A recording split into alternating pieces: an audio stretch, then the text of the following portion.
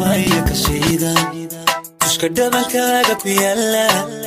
ayaa igu toogtay dareenka la usiyad shay oo galad hagagsan ugu biiriyay اسلوب بدن احسن قوبي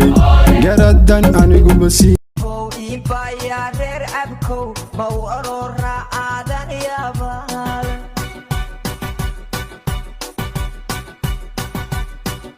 إيك إلدر محاس